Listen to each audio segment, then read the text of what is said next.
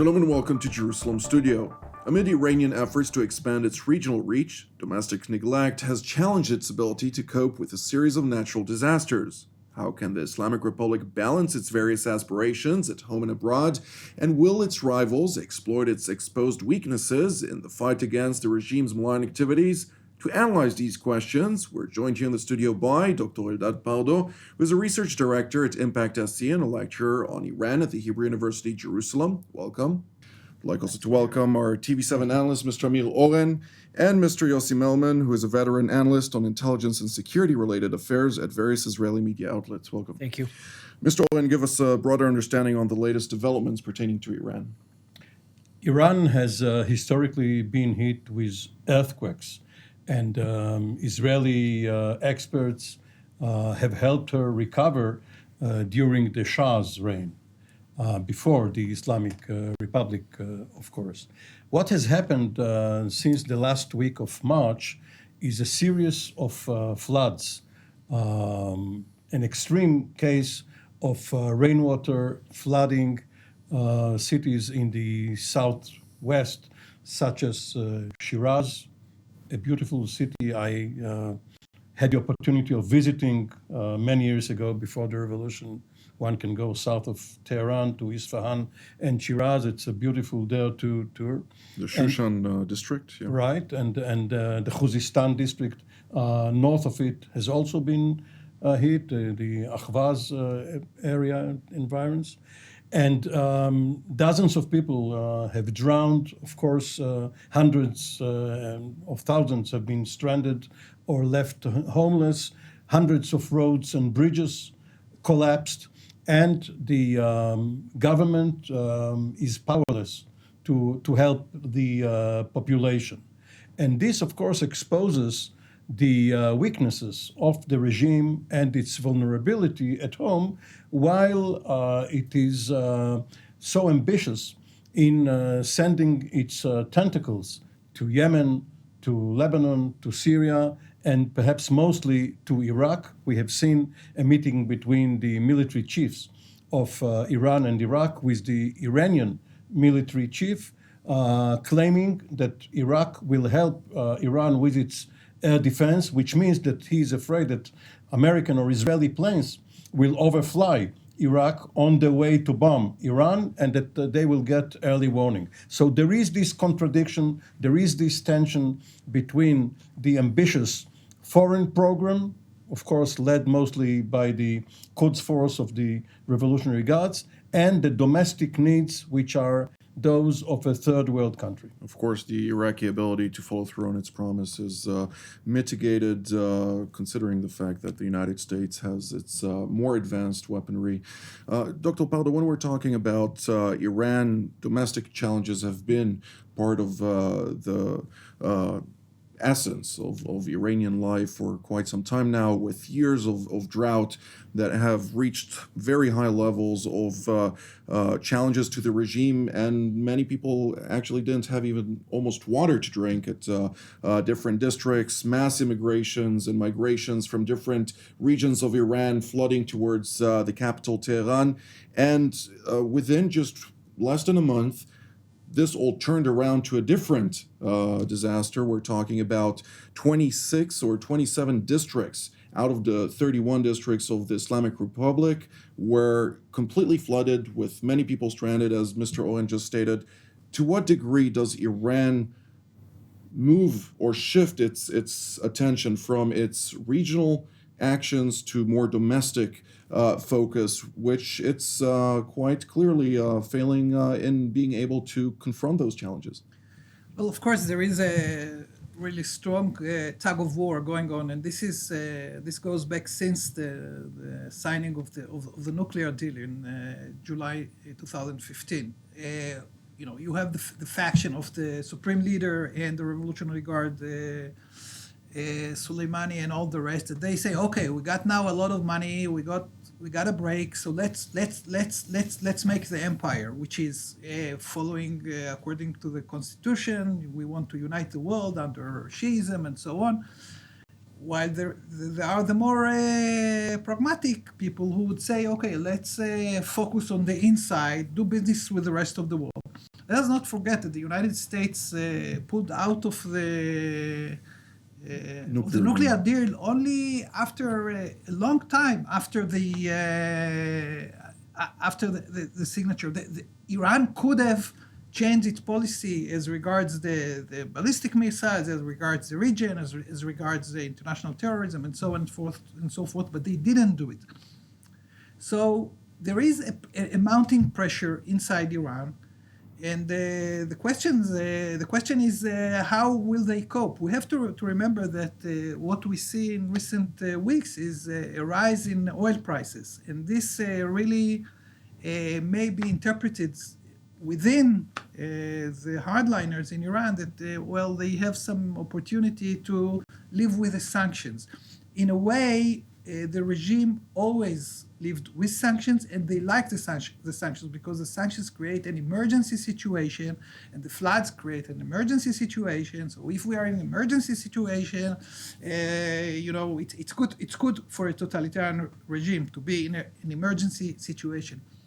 Problem is, how will the public and the rest of the world interpret the situation? Mr. Melmen, the U.S. representative for Iran from the U.S. State Department, Brian Hook, stated during an address to the U.S. State Department press briefing that whenever you're looking at the Islamic Republic, the U.S. sanctions have gained successful results to a certain degree. Of course, we see its inability to really finance a lot of its proxies across the region. Hezbollah, which has been one of the major players in Iranian foreign policy, has lost a major portion of its annual budget, to the point even that it requested its followers to donate and support its ongoing activities. We see different areas also in Yemen, also in Iraq, where it's not capable of delivering on previous pledges. To what degree do now also the addition of all those domestic disasters curb even more the ability of the Islamic Republic to continue with its foreign aspirations? The Iranian leader is divided. Secondly, it's in a kind of a soul searching. They face a great deal of dilemmas, how to combine their foreign policy aspirations, expansionism, to unite the Shiites around the globe, to support Hezbollah, and on the other hand, how to deal with the crippling sanctions on their economy.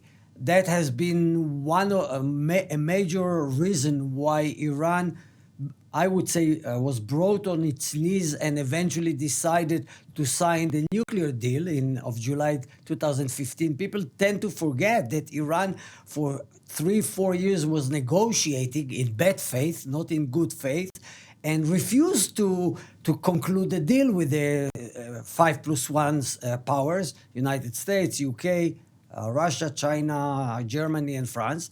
And eventually, they were forced to come to the negotiating table. So they face the same dilemmas, the same problems now. And on top of that, now with the floods and the national disasters, which have been always present in Iran throughout centuries, now their problem is even bigger, and they'll have to formulate a policy. And we can see already some small steps in the direction of trying to focus more on domestic issues. They reduced the size of their force in Syria. They pulled out 200, 300 members of the Al-Quds force which were in Syria. I think they are giving less money to Hezbollah. Hezbollah is in dire straits, in dramatic financial crisis. So I think the Iranians are trying to push it to the limit, but they'll have to make a decision very soon. Mr. Oren, there have been several reports on the matter of the United States recognizing the Islamic Revolutionary Guard Corps as a terrorist organization, putting it on its blacklist, and also acting accordingly with under U.S. law on sanctioning the organization even more than it already sanctioned its Quds Force, which was already blacklisted. But this is something that, of course, in Iran didn't come with a joyous response, threatening also to designate the United States military as a terrorist organization of its own. I don't know to what degree that can actually impact the United States, but where is this leading to? Well, first of all, Iran, as Yossi Melmen said, is really susceptible to sanctions. And this is why, from at least 2010 on, the combined efforts of all of these powers against the wishes of Prime Minister Netanyahu, but with the support of then President Barack Obama, managed to get Iran to sign the nuclear deal. However, there was a united front. The United States stood side by side with its European allies, China and Russia, against Iran, and you don't have it right now. Now, as for the terror list or the designated organizations list, there is apparently some debate going on between the Treasury Department and the State Department in the United States, with Treasury being more hawkish, saying, well, let's sanction them all, and State saying, listen, we have to think ahead. What will happen if they designate us? Is it going to contribute to heightened tensions? We have already seen Oman signing an agreement with the United States to give them additional facilities because the Americans are preparing for some sort of clash in the Straits of Hormuz with Iran. But there is no need right now to do it. And the question for the Iranians is, do we have a deadline? Is it in our interest, ours, the Iranians, and I'm generalizing, of course, there are those two factions, but is it in our interest to go to war right now against Donald Trump? Should we wait Trump out? And therefore, we can wait both with the ballistic missile program, as well as with what we, the Iranians, do in Yemen, for instance. And we see that the democratic-controlled House of Representatives has already tried to limit Trump's room for maneuver in Yemen, in helping the Saudis because of the civilian casualties. So in Tehran, they may believe that time is on their side. And also we hear the foreign minister of the Islamic Republic of Iran, Mohammad Javad Zarif, speaking about the fact that President Trump was actually following the directives of Prime Minister Netanyahu, rhetoric that is also heard among... And Zarif resigned, but then returned to office, which means that the moderates, the pragmatists, are still not down. Well, Dr. Pardo, to what degree do you see the actions of Iran curbed to a certain degree actually limit its ability to pose a major threat to Israel in this instance? The question is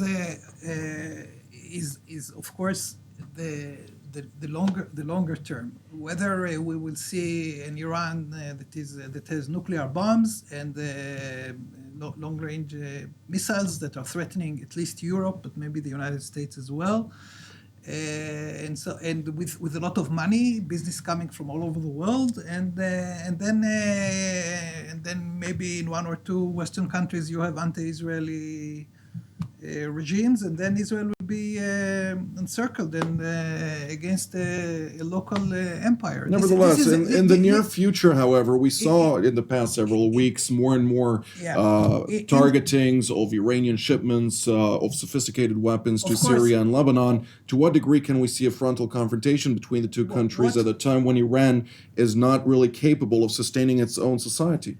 The goal that what is best for Iran itself, first of all, is to reach some kind of deal. And I think the new sanctions of the IRGC also are intended to keep the sanctions even beyond 2020 in case the Democrats wins. Because what we have seen with the sanctions, with the nuclear deal, was that Iran insisted that they sign a deal only on the nuclear issue, not on the missiles, not on terrorism, not on everything else. So it's entirely legitimate for the United States and the rest of the world to impose sanctions not on the nuclear issue. But the American administration decided to impose the sanctions on the nuclear issue, which means that they want to negotiate the nuclear issue before the deadline, a few years ahead of time, because the nuclear deal is still in place for Iran and for the rest of the world. Now, this is the time to reach some kind of a deal, and in order to reach a deal, there should be more and more pressure mounted on Iran, because the radicals try to, they are threatening all the time. Mr. Melmen, when we're talking about the IDF strategy or the public strategy, when they shifted from a second response or a third response to direct possible confrontation with Hezbollah in the north and designating Hezbollah as the main threat to the state of Israel, including its backer, the Islamic Republic of Iran. Now, with all the shifts that we're seeing and the challenges that Iran is facing, do you believe that Israel is not as threatened by the Islamic Republic and its proxy Hezbollah as it was before?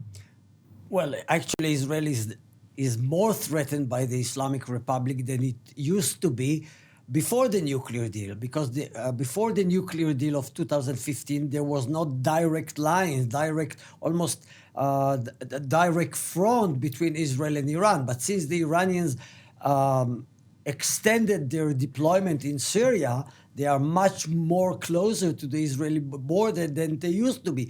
Until 2015-16, Israel confronted only Hezbollah as an extension of Iran, or Iran's forward post, command post in the region. Now Israel is facing two fronts. One is Lebanon and Hezbollah. Second is the proximity of Iranian forces in Syria. That's why Israel use the tactic of with the wink, I think a Russian agreement, tacit agreement, that Israel would be allowed to do it, to bomb Iranian positions, bases, rockets, workshops in Syria. So all in all, Israel has embarked on a tactic which the chaos of the Syrian civil war allowed it to use. The aim is to stop the Iranian presence in Syria. I don't think it would be achieved, because the Iranians have they look in terms of, they look at the history with a long perspective, and therefore Israel managed to reduce their presence in Syria, to make them to rethink about their policy in Syria. But still, I think in their long run, their strategy is to create this crescent, Shiite crescents from Iran via Iraq to Syria and to the Mediterranean via Lebanon. Nevertheless, there are substantiated reports, including what you stated earlier about troops being moved from Syria back to Iran, about Iran's inability to follow through on its strategic thinking, on its expansionist aspirations, because of its limited resources now under the U.S. sanctions regime, as well as its domestic issues. Well, that's the dilemma they are facing. But in terms of their long-term strategy, I don't think they have given up that aspiration, that dream. But they faced with immediate crisis back home, and therefore they are trying to dance this tightrope dance between all the pressure which is mounting on the Iranian leadership, domestic pressure, budget questions, sanctions. But still, there are strong voices and forces in Iran who are ready to extend their dream and to their policy of having a presence in the region. Mr. Oren? Because the Iranian militants or extremists have so many fronts to manage, they are choosing the path of least resistance. If they encounter a superior force, such as the Israeli military, they don't try to resist it. They look for other places, including Venezuela. We see that in the present crisis, the Russians and the Iranians are helping Nicolas Maduro because they want to provoke and taunt the Americans. With his foreign minister just visiting, of course, Syria and Iran proper, exactly, seeking to bolster those alliances. Exactly. And when President Trump entered office, he acted as if he is a student in chemistry 101 or physics 101 and tried a very simple experiment where he isolates one ingredient and hopes for a new result. The one ingredient was the nuclear deal.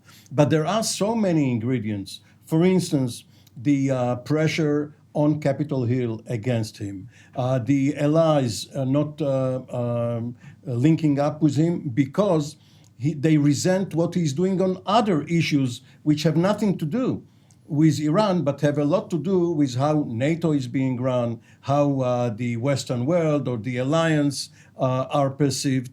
So one cannot look at the Iranian diplomacy of the Trump administration in isolation from everything else. Nevertheless, the actions that were undertaken did bring about the results that initially were intended to see. But we saw that the Europeans have established an alternative mechanism in order Which is limited to humanitarian goods. Yes, but it was in order to tell Trump that they're not getting orders from him.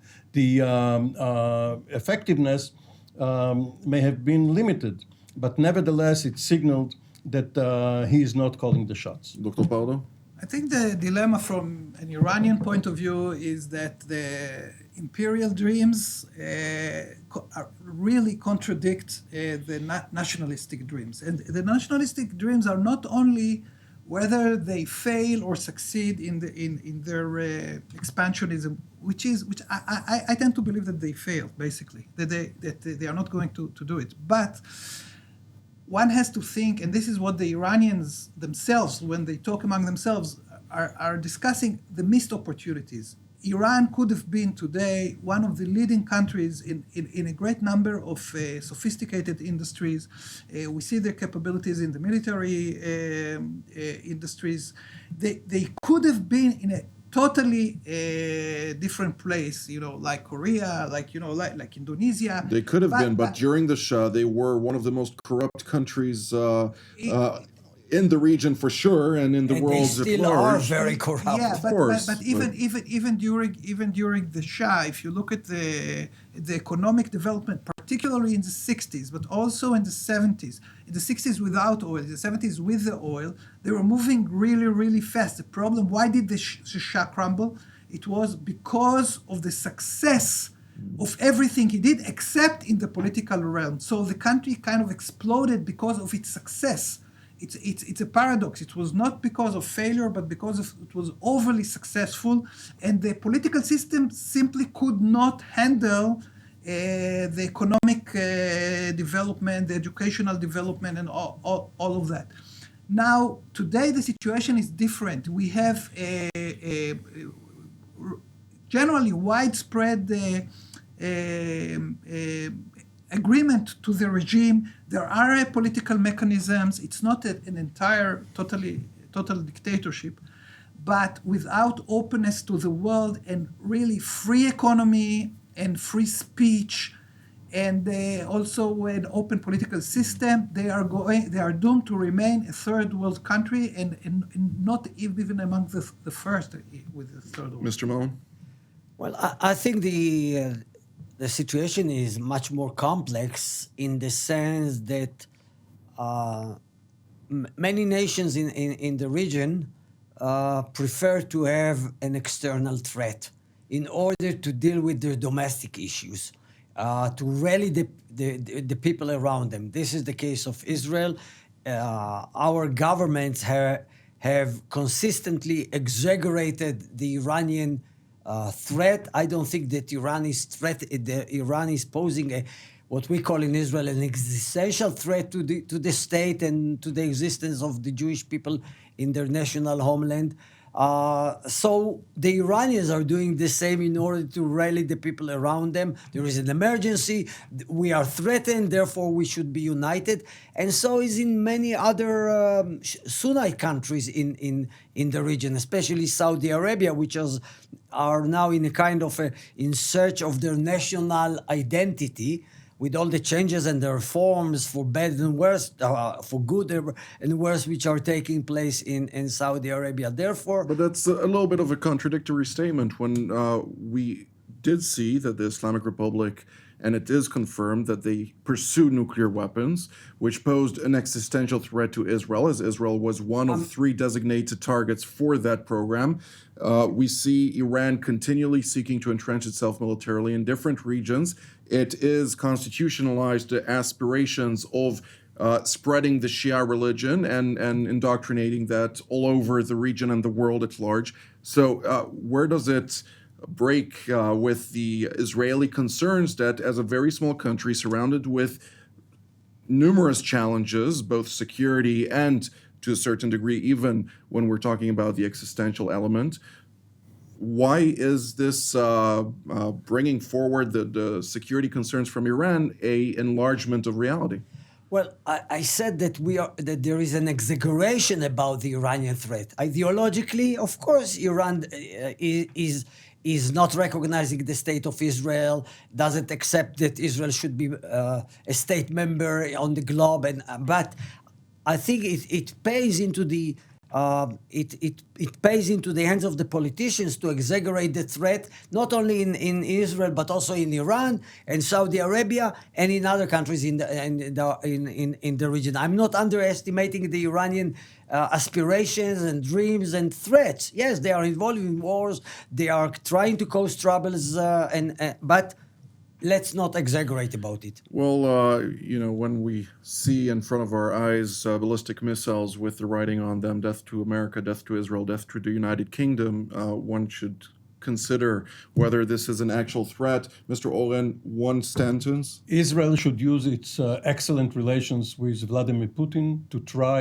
and talk with Iran. Well, this is all the time that we have for today, so I'd like to thank Dr. Pardo, Mr. Oren, and Mr. Melmen for being here today. And I'd like to thank our viewers as well, and we will see you next time.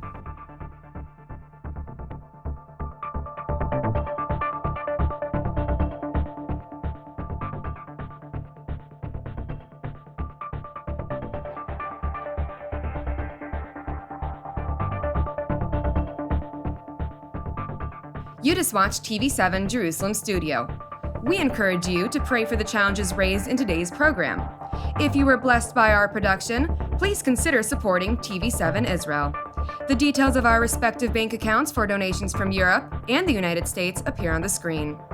Your generosity allows us to continue to serve God's calling, to broadcast content that truly matters through TV7 Israel from Jerusalem.